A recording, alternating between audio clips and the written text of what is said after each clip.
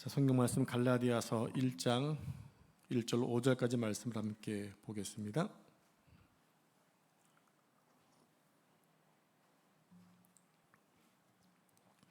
신약성경 갈라디아서 1장 1절부터 5절까지 말씀을 한 절씩 교독하겠습니다. 사람들에게서 난 것도 아니요 사람으로 말미암은 것도 아니요 오직 예수 그리스도와 그를 죽은 자 가운데서 살리신 하나님 아버지로 말미암아 사도된 바울은 함께 있는 모든 형제와 더불어 갈라디아 여러 교회들에게 우리 하나님 아버지와 주 예수 그리스도로부터 은혜와 평강이 있기를 원하노라. 그리스도께서 하나님 곧 우리 아버지의 뜻을 따라 이 악한 세대에서 우리를 건지시려고 우리 죄를 대속하기 위하여 자기 몸을 주셨으니 5절 같이 읽겠습니다. 영광이 그에게 세세토록 있을지어다. 아멘. 이 말씀은 살아계신 하나님의 말씀입니다. 아멘. 우리는 지난주에 갈라디아서의 배경과 또 사도 바울의 사도권에 대해서 살펴보았습니다. 오늘은 사도 바울이 자신의 사도권을 계속 주장하고 있는 이유를 좀 더 살펴보고 갈라디아서를 쓴 목적에 대해서 살펴보도록 하겠습니다. 신약성경 가운데 트리오라고 하는 별명을 가진 세 책이 있습니다. 첫 번째 책이 로마서, 두 번째가 갈라디아서, 세 번째가 히브리서입니다. 이 세 책에는 아주 중요한 공통 문장이 나옵니다. 그 문장이 뭐냐면 오직 의인은 믿음으로 말미암아 산다는 말씀입니다. 그 중에 우리가 묵상하는 갈라디아서는 우리 그리스도인은 이 시대 앞에 어떻게 살아야 하는가 라는 그 주제로 우리에게 중요한 신앙의 지침을 알려주고 있는 거지요. 사도 바울이 쓴 성경책이 총 몇 권인지 혹시 아시나요? 13권입니다. 그러니까 성경 66권 가운데 5분의 1을 사도 바울이 쓴 것입니다. 그리고 바울이 쓴 모든 서신은 사도행전이라고 하는 역사적 백그라운드를 가지고 있어요.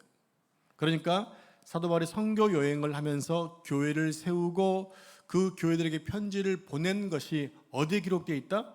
사도행전에 있다는 얘기입니다.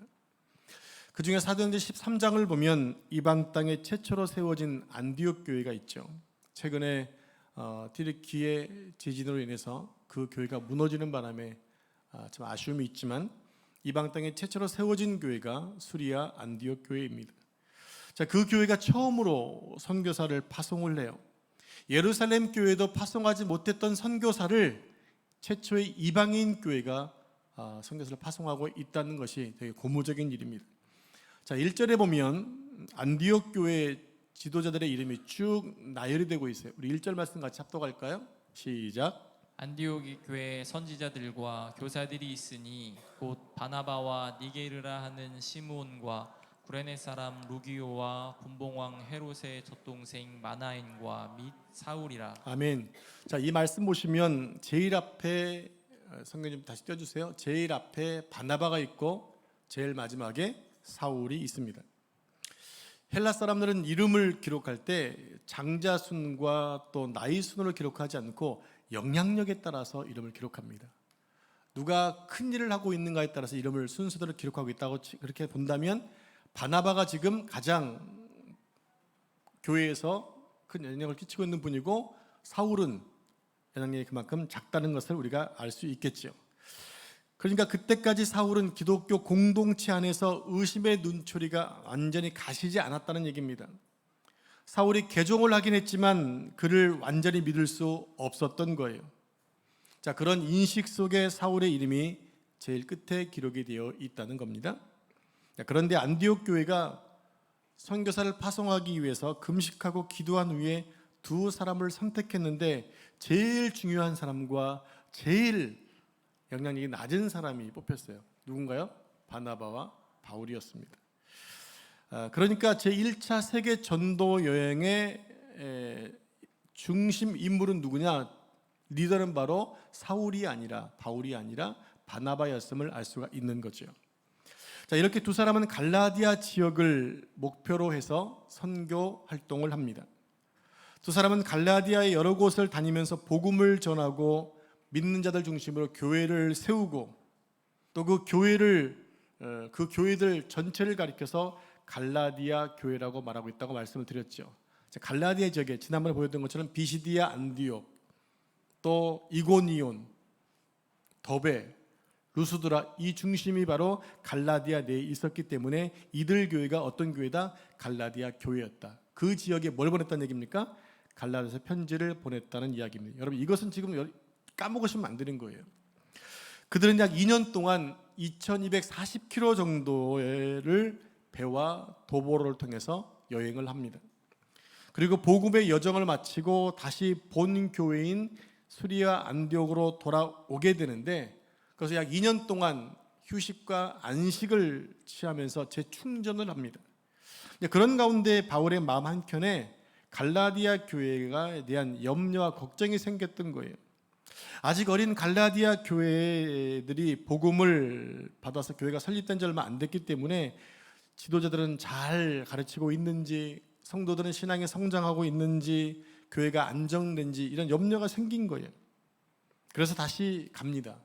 그게 제2차 선교 여행인 거예요. 그런데 바울은 갈라디아 지역에 가서 깜짝 놀란 일들을 보게 되죠. 그게 뭐냐면 거의 2년 사이에 유대 땅에서 넘어왔던 유대교 출신의 거짓 교사들이 교회에 들어와서 다른 복음을 전하고 있었던 거예요. 그래서 사도 바울이 성령의 감동을 받아 쓴 책이 바로 갈라디아서인 것입니다. 자, 바울이 갈라디아서를 쓴 세 가지 목적을 한번 보겠습니다. 첫 번째 목적은 다른 복음에서 바른 복음으로 돌아가자. 따라해 보겠습니다. 다른 복음에서 바른 복음으로 돌아가자.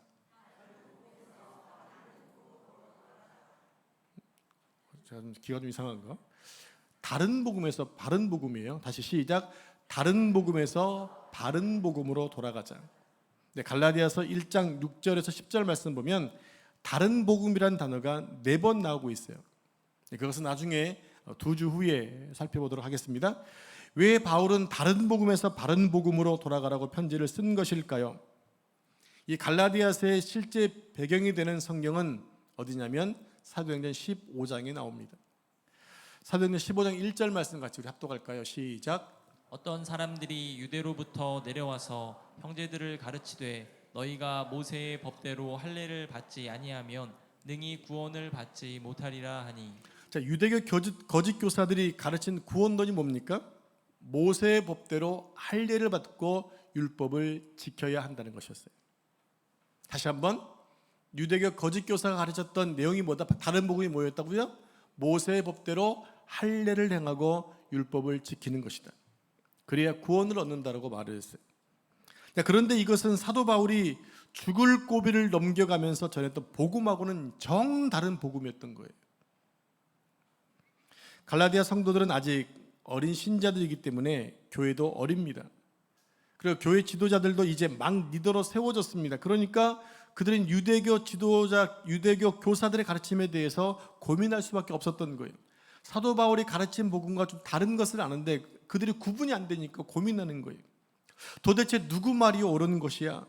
바울 선생님은 이렇게 얘기하지 않았는데 그런데 이분들도 예루살렘에서 왔대. 그러면 이분들의 말도 틀리지는 않을 거야. 왔다 갔다 고민하고 있는 거죠.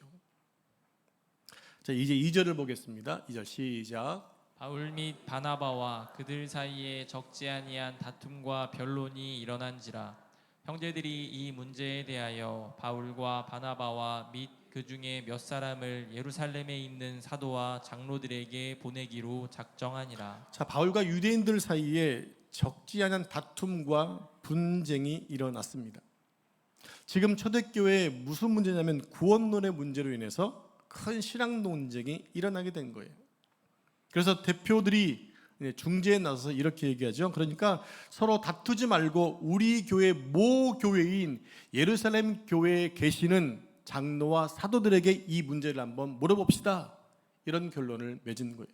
되게 지혜롭죠. 내가 이해가 잘 안 되면 더 많이 아는 분에게 의견과 또 지혜를 묻는 것은 필요한 일이기 때문에 그렇습니다. 자, 이제 5절을 같이 합독하겠습니다. 시작. 5절 말씀. 자, 시작. 바리새파 중에 어떤 믿는 사람들이 일어나 말하되 이방인에게 할례를 행하고 모세의 율법을 지키라 명하는 것이 마땅하다 하니라. 아멘.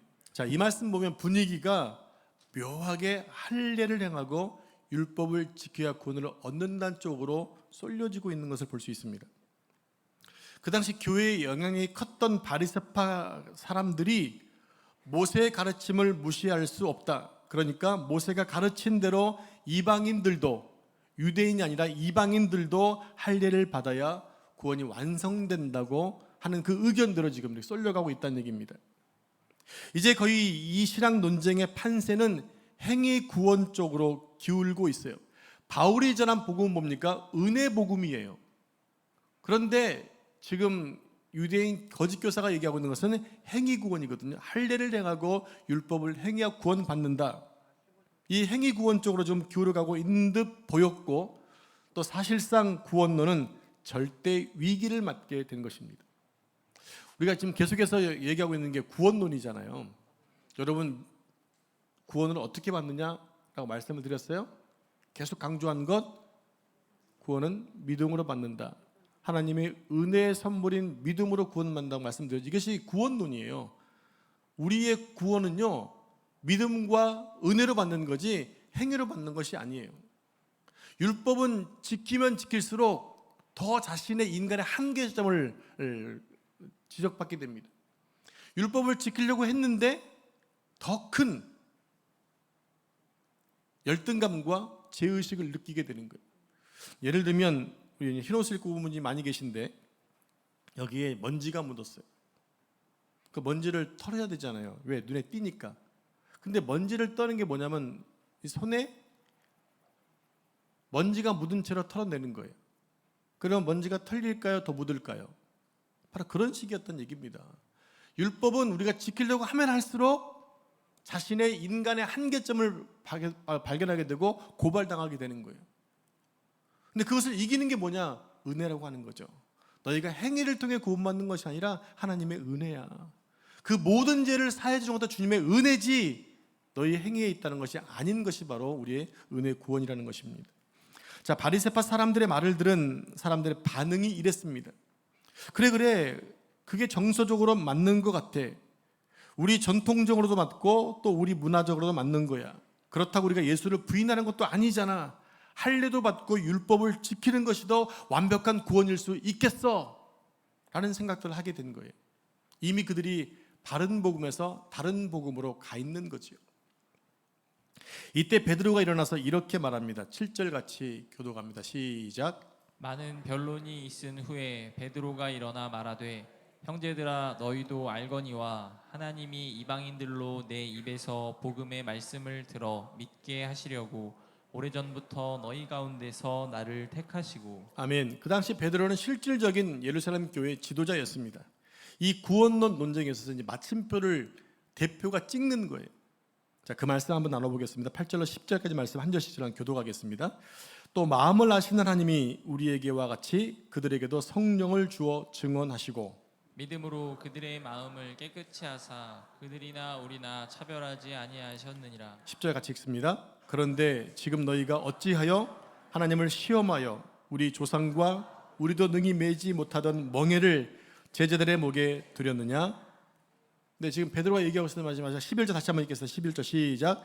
그러나 우리는 그들이 우리와 동일하게 주 예수의 은혜로 구원받은 줄을 믿노라 하니라. 뭐라고 결론 짓고 있습니까? 주 예수의 은혜로 구원을 받는 것이다. 이렇게 베드로가 구원론에 대한 큰 신학 논쟁에 마침표를 찍으면서 이렇게 결론 맺어요. 오직 구원은 예수 그리스도 외에는 없다는 것입니다. 아멘이십니까? 이렇게 중요하고 위태로운 일을 경험한 바울이 고민할 수밖에 없었어요. 어떤 고민이냐? 안 되겠다. 앞으로 오고 오는 세대의 교회들에게 이 갈라디아 교회에서 일어났던 일이 또 안 생긴다는 보장이 없을 텐데 다시는 이 구원론 문제 가지고 고민하지 않도록 편지를 써야겠다라고 해서 쓴 편지가 바로 갈라디아서인 것입니다. 첫 번째 목적이 뭐였다고 그랬어요? 다른 복음에서 바른 복음으로 돌아가자는 거예요. 성도 여러분, 지금 한국 교회나 여러분 개개인이 직면한 신앙의 위기가 뭐라고 생각하십니까? 여러분의 신앙은 지금 완전하기 때문에 어떤 위기감이 없으신가요? 그 정도면 그 길로 가면 될 것 같습니까? 그러면 너무 다행이죠. 근데 우리는 매번 느끼는 게 뭐냐면 은혜를 받았지만 매 순간 느끼는 게 뭡니까? 내가 겨우 이거밖에 안 되나? 좀 성장한 줄 알았는데 여전히 그 자리네? 라고 하는 위기의식을 느낄 때가 있다는 거예요. 한국에는 많은 이단들이 있죠. 신천지, JMS, 하나님의 교회 같은 이단들이 있는데 그것들이 문제가 아니에요. 우리가 이단들은 조심하고 관심을 가지고 신경을 쓰면 막을 수 있어요. 또 미혹되지 않으면 안 넘어가요.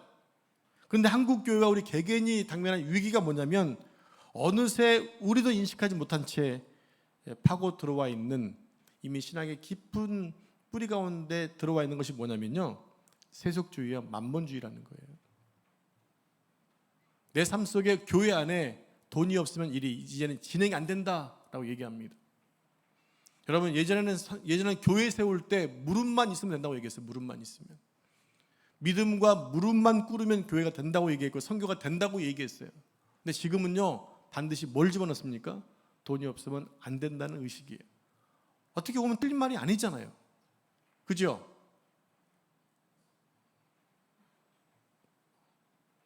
제가 신학이 좀 부족한 거 죄송합니다. 어느 순간 여러분 신앙이 많이 크셨어요? 자, 그런 세속주의 만몬주의 신앙이 어느 날 들어와 있어요. 어쩌면 이것이 가장 교묘한 위협일 수 있다는 거예요. 어느새 강단에서 선포되는 복음들이 좋은 사람 만드는 복음이 되지는 않았는지 모릅니다. 선한 행동을 하는 교양회를 만들고 있는 것은 아닌지는 모르겠습니다. 어느 대학에서 종교학을 가르치는 분이 이런 말을 했어요. 오늘날 교회는 많은 사람들을 우매화시켰다. 도대체 생물학적으로 어떻게 천여의 몸에서 아기가 태어날 수 있는가? 말도 안 된다. 어떻게 홍해가 갈라지고 예수가 하나님의 아들일 수 있느냐? 라는 그 말을 했습니다. 이래가면서 이제 한국 교회는 교인들에게 좀 더 교양을 가르쳐라 이렇게 얘기하는 거죠.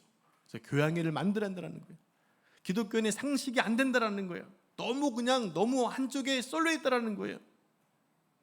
너무 이기적이라는 거예요.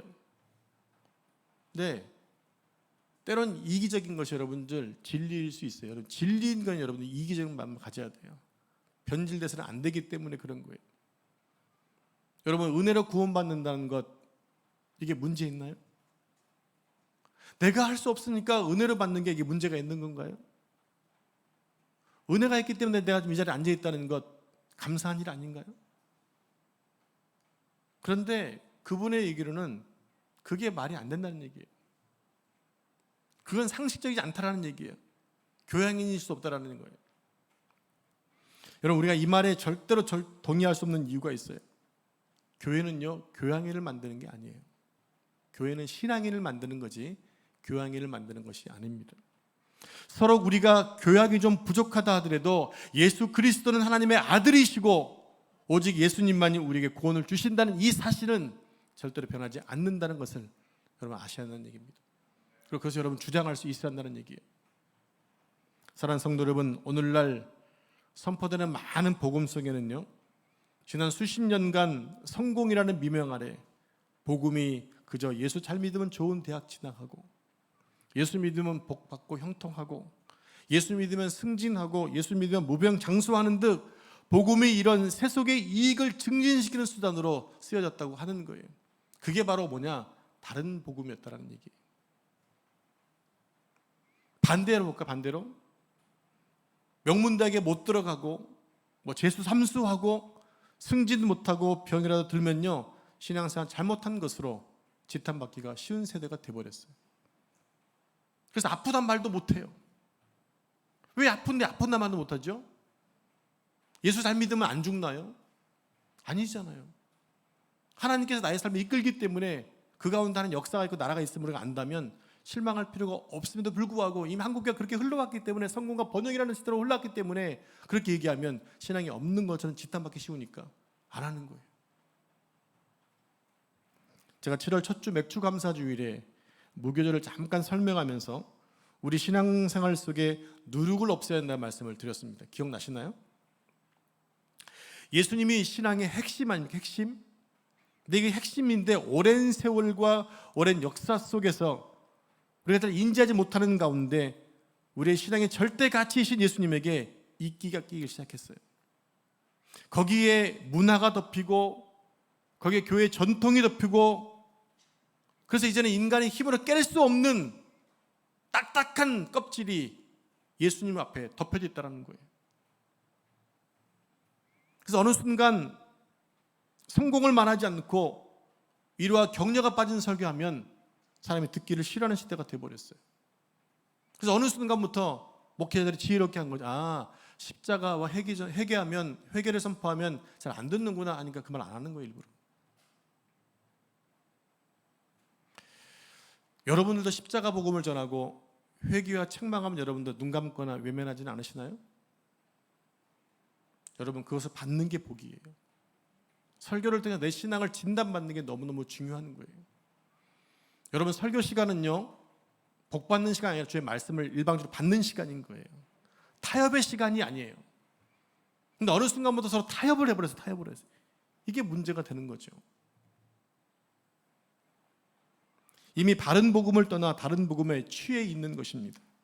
이것이 너무나 위험한 것임에도 성공과 번영이라는 다른 복음을 버리지 못하고 있다는 겁니다. 그러므로 이제부터 우리는 예수님 외에 강조되는 모든 이끼들을 깨끗이 제거하는 결단을 해야만 하는 거예요. 내일 하는 게 아니라 지금 당장 해야 됩니다. 그렇지 않으면 이렇게 됩니다. 뭐 같습니까, 저게? 저거 만든 이미지가 아니고 저거 양이에요, 양. 목자가 양을 돌봐주지 않으니까, 털을 깎아주지 않으니까 털이 계속 자라가지고 저 양이 지금 건강해 보이나요? 속에는 뺏어먹는 영양실조에 걸린 양이에요. 그 목동에 깎아줘서 새순을 피고 여기저기 다니면서 음식을 먹어야 되는데 저 몸으로는 음식도 못 먹는 거예요. 걷지를 못하는 거예요. 병들어 있는 거죠. 성도 여러분, 마르틴 루터 같은 종교개혁가들은 종교개혁을 주창할 때 무언가를 새롭게 만들고 또 누구를 반대하는 차원에서 개혁한 것이 아니었다고 합니다. 모든 개혁의 본론적인 본질이 뭐냐면 원래 자리로 돌아가자는 거예요. 원래 자리로 돌아가자. 그러니까 복음으로, 성경으로 돌아가자. 이게 종교교육의 가장 기본적인 마인드였어요. 그런데 오늘날 한국교회와 성도들이 맞이한 공동의 위기가 뭐냐면 복음의 핵심인 예수님은 제쳐두고 그 예수님이 나의 이익과 나의 성공적인 삶을 도와주는 도우미 역할로 취급하고 있다는 거죠. 그러니까 예수님을 위해 죽고 예수님 때문에 살고 그 예수님이 나의 구주가 되시고 나의 주인이 되신다는 그 고백은 이미 매우 옛날 구닥다리 말씀이 되어버리고 만 거예요. 그러나 갈라디아서는 다시 돌아올 수 있는 방법을 제시해주고 있습니다. 그러므로 간절히 바라기는 우리 갈라디아 강해를 통해서 다시 온전한 복음으로 돌아가지는 그런 기회가 되기를 축복합니다. 두 번째, 갈라디아서 쓴 목적이 있습니다. 자, 이 부분은 좀 이해하기 어려울 수 있어요. 잘 들으시기 바랍니다. 자, 이때 지금 사도 바울이 갈라디아서 썼던 이 초대교회 당시가 어땠냐면요, 기독교가 따로 없었어요. 그때는 모두가 다 유대교 중심이었어요. 유대인이 아니라 유대교입니다. 그러니까 당시 예루살렘에 있던 초대교회의 많은 그리스도인들 대부분이 누구였다? 유대교 출신들이었다는 거예요.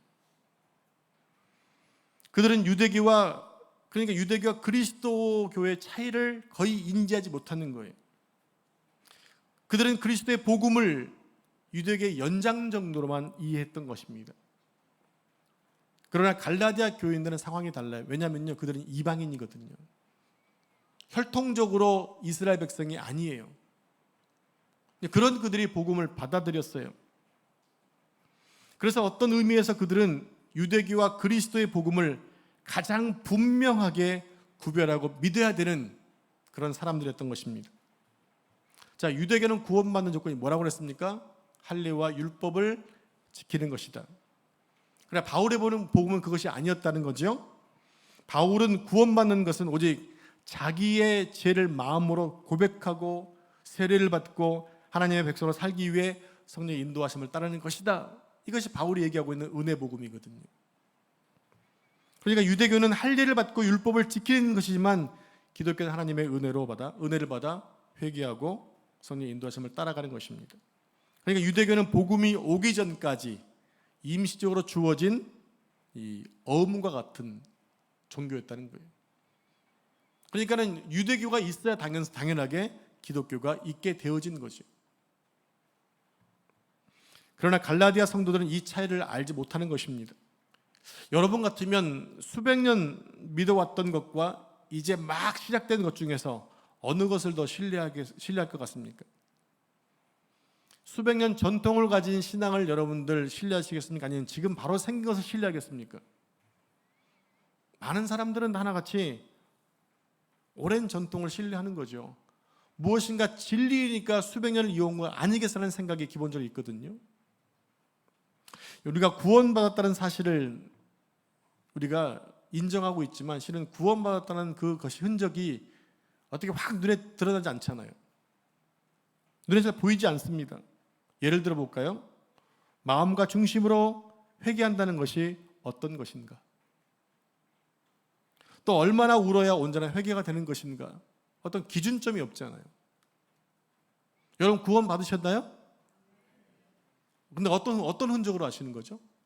구원 받았으면 흔적들이 뭐 드러낼 수가 없잖아요.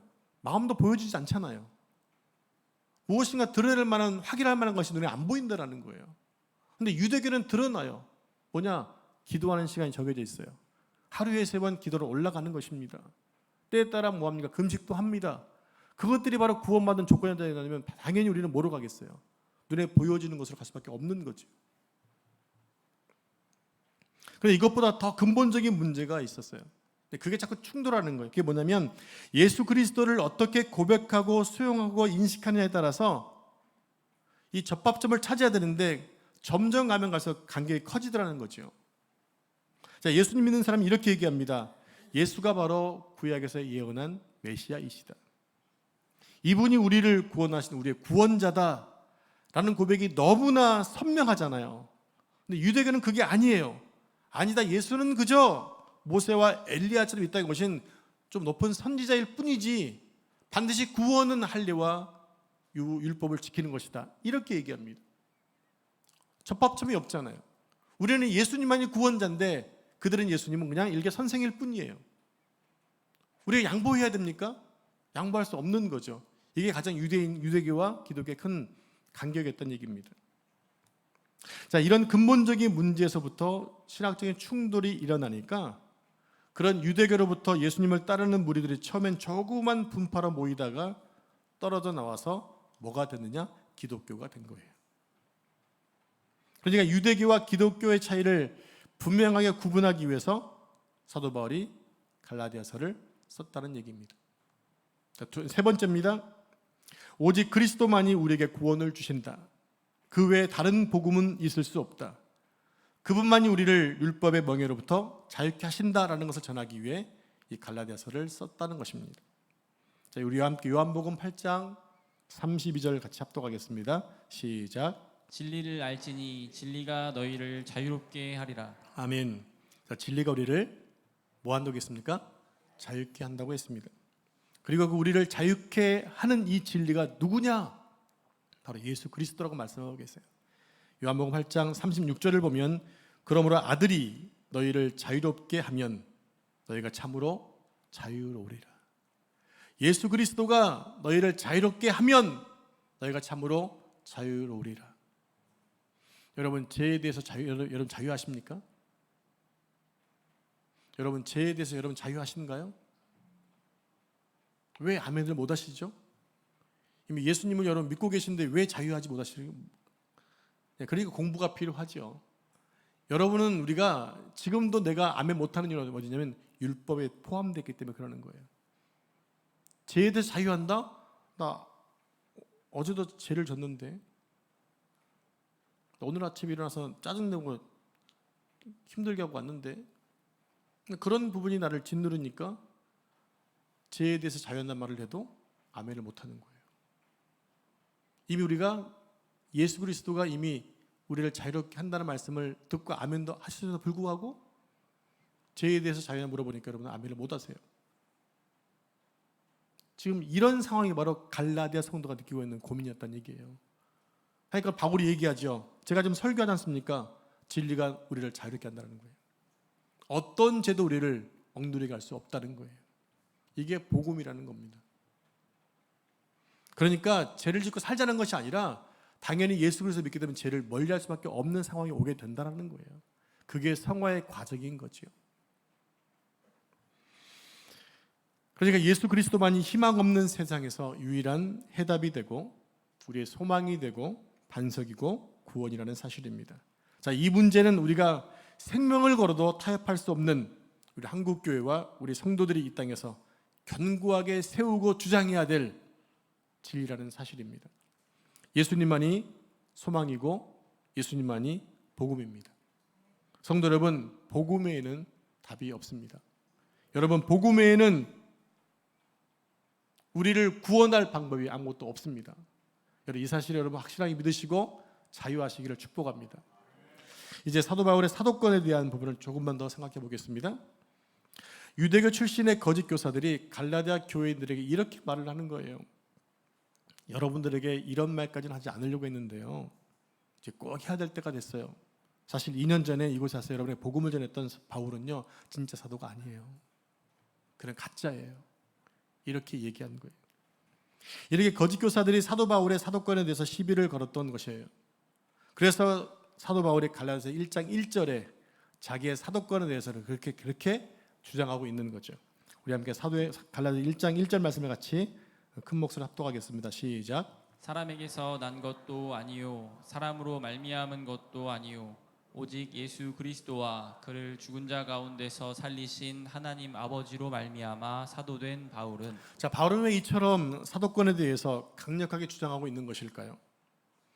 지난주에 잠깐 말씀드렸어요. 만약 사도권이 무너지면 그가 전한 모든 복음도 무너지기 때문이다라는 거예요. 내가 전한 것이 진리인데 그들이 나의 사도권을 인정하지 않는다면 그 진리는 진리가 아니게 느껴지기 때문에 사실 사도권을 주장할 수밖에 없었던 거죠. 사도 바울이 쓴 13권의 책 가운데 두 종류가 여기서 구분되어집니다. 어떻게 구분되냐면 자신의 사도권을 주장해서 사도라는 말을 쓰고 있는 책이 있는 반면에 전혀 사도에 대한 얘기하지 않고 있는 책으로 두 개로 구분되어져요. 그 이유가 뭐냐면 사도권에 대한 공격이 있는 곳에는 자신의 사도임을 얘기하지만 공격하지 않는 곳에서는 그것은 그냥 지나가 버린다는 얘기입니다. 아주 간단한 차이예요. 자, 그런데 사도 바울이 이렇게 장황하고 길게 사도권을 주장했던 것은 갈라디아 지역에서 유독 그의 사도권을 부인하는 일들이 많았다는 거죠. 그래서 만약 자신의 사도권이 무시당하게 되면 생명 걸고 전했던 그 복음마저도 무시당할까 봐 사도권을 주장했다고 하는 것입니다. 자, 사도에는 세 가지 구비 조건이 있어야 됩니다. 첫째는 예수 그리스도의 가르침을 직접 받아야 됩니다. 두 번째는 예수 그리스도의 부활을 목격해야 됩니다. 마지막 세 번째는 그리스도에게부터 파송을 받아야 됩니다. 근데 어찌 보면 이 세 가지 구비 조건에는 사도 바울이 전혀 해당되지 않는 것처럼 보여져요. 그런데 사도행전 9장을 보면 바울은 그리스도인을 포박하기 위해서 다메섹으로 가는 중에 부활하신 예수님을 만나게 됩니다. 바울이 예수님을 향해 말하죠. 당신은 누구십니까? 나는 네가 핍박하는 예수다 라고 얘기하십니다. 예수님 바울에게 내가 내게 행할 것을 알려주겠다 라고 하시면서 아나니아에게 그 바울은 내가 이방인 선교를 위해 택한 나의 그리스도라고 말씀해 주세요. 그래서 가라고 명령을 하시죠. 그러니까 만남, 가르침, 파송이 한꺼번에 다메섹 도상에서 이루어지게 된 거예요. 그래서 바울은 그 즉시로 다메섹에서 복음을 전하는 자가 되죠. 예수 그리스도는 하나님의 아들입니다. 실은 바울이 예수님은 하나님의 아들이라는 것은 사실 그것이 너무 듣기 싫어서 사람들을 핍박했는데 이제는 예수님 만난 이후에는 전하는 거예요. 예수 그리스도는 하나님의 아들이십니다. 생명 걸고 전하게 되는 거죠. 사도 바울은 자기를 이렇게 소개하고 있습니다. 고린도전서 15장 8절 말씀 같이 합독하겠습니다. 시작. 만삭되지 못하여 난자 같은 내게도 보이셨느니라. 아주 재미있는 말이 나옵니다. 만삭되지 못한 자에게 난자와 같은 나. 이 표현은요, 사도 중에 제일 꼴찌라는 얘기예요. 그가 태어나기를 팔싹두기가 아니라 나는 사도 가운데 제일 꼬레비 사도입니다라는 얘기를 하고 있는 거예요. 왜냐하면 사도 바울은 12제자에 비교하면 비할 수가 없잖아요. 12명의 제자는 3년 6개월 동안 함께 지냈는데 사울은 겨우 몇 분 만난 거 아닙니까? 비교할 수 없다고 얘기하고 있는 거죠. 자, 이제 말씀을 정리하겠습니다. 그 당시 부활하신 예수님을 만나서 가르침 받고 파송을 받은 자들을 통해 성경이 쓰여졌습니다. 이 땅에 교회가 세워졌습니다. 그만큼 사도권은 중요한 것이었다는 얘기입니다. 이제 말씀을 맺으면서 오늘 우리에게 이 갈라디아서가 주는 명제가 뭘까라는 거예요. 도대체 갈라디아서를 써서 지금 우리를 하여금 듣게 하는 이유가 어디에 있는 것일까 궁금하죠. 한국 교회와 우리 개개인이 다른 복음은 없으니까 다시 복음으로 돌아가 한다는 것을 알려주고 있어요. 주님이 가르치는 그 복음 외에 복음은 다 다른 복음이니까 내가 다시 복음으로 돌아오는 것만이 사는 것이다라는 것을 알려주고 있는 거예요. 한국 교회와 교회 위기와 우리 개개인의 신앙적 위기 앞에서 그 어떤 처방보다도 먼저 해야 할 일이 뭐냐면 다시 복음으로 돌아가는 거예요. 그거 외에는 답이 없습니다. 왜냐하면요, 다른 복음에는 구원이 없기 때문에 그래요. 내가 다른 복음 믿고 구원받는 줄 알았는데 그것이 다른 복음이었다면 여러분 얼마나 억울하겠어요. 그래서 우리는 자꾸 점검해야 돼요. 내가 지금 바른 복음에 서 있는가를 점검해야 돼요. 내가 정말 주님의 은혜와 주님의 믿음으로 지금 살고 있는가 아니면 율법적으로 행하고 있는가를 보셔야 한다는 얘기입니다. 다음 주부터 본격적으로 말씀을 생각해 보겠습니다. 바라기는 이 갈라디아서를 통해서 우리 성도들의 삶이 다시 복음으로 돌아가서 이 마지막 때에 주님 오실 때까지 믿음을 잘 지키고 지오심을 잘 준비했으면 좋겠습니다. 여러분들께 부탁드리기는 갈라디아서를 계속 읽어주시기 바랍니다. 한 번 말고 계속 읽어주시기 바랍니다. 그런 말씀을 훨씬 더 잘 이해할 수 있을 것 같습니다. 저를 한번 따라해 주시기 바랍니다. 예수님은 우리의 힘이십니다. 예수님 우리의 생명이십니다. 예수님 우리의 소망이십니다. 하나만 더 하겠습니다. 예수님만이 우리의 구원이십니다. 여러분 믿음을 다해 고백한 줄로 믿습니다. 기도하겠습니다. 하나님 감사합니다. 예수님만이 우리의 힘이고 예수님만이 우리의 생명이고 주님만이 우리의 소망이며 우리의 구원임을 고백했습니다. 하나님 간절히 바라옵기는 은혜와 믿음으로 구원받는다는 사실을 떠나서 우리 행위로 무엇인가 해서 구원받으려고 했던 것 다른 복음임을 인정하고 다시 은혜 안에 돌아옵니다. 하나님의 은혜 안에 있기 원합니다. 믿음으로 세워지기 원합니다.